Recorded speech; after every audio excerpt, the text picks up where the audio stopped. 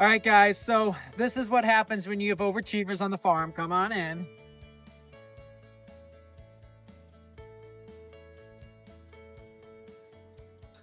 So earlier this morning, this was literally just dirt. And the crew came in and went ahead and seeded spinach. We got spinach and cilantro and dill right here.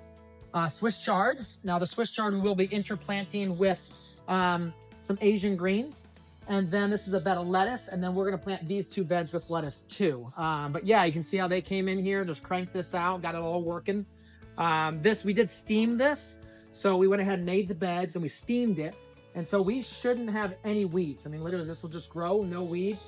Now, if I can smell, I'm smelling that and realizing that they're just using regular juice or just regular water.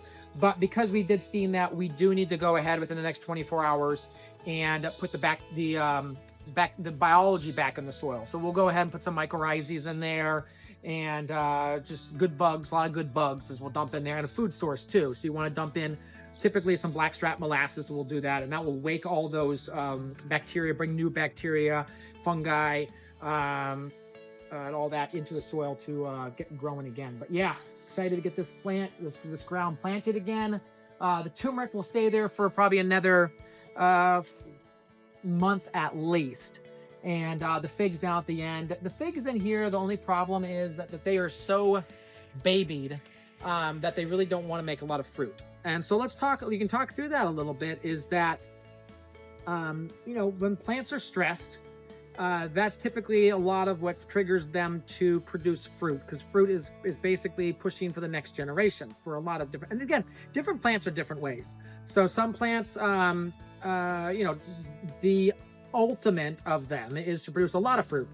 But some plants too will just get a little bit lazy if they feel like it's really easy to live. And so these figs are just super happy. They got nice and warm temperatures, and I think too much food. And I think the food aspect is because those figs are running their roots out into these beds. And what's happening there is that they're getting all these beautiful nutrients from the tomatoes. I mean, the tomatoes when they're in here, and this was the crop that came out. The tomatoes in here is what really there's all that nutrients. I mean, a tremendous amount of nutrients. Tomatoes take just a boatload of nutrients, and so that's what we had in here. And so those figs are sticking their roots out there, pulling those nutrients in, and just growing huge plants, and not enough figs. So I think I don't think we've harvested any fig, maybe one or two figs off those plants this year. And they're huge. As you can see them, they're completely the next story of the greenhouse there. So we got figs down there, and we also have an olive tree. So, yeah, it's cool.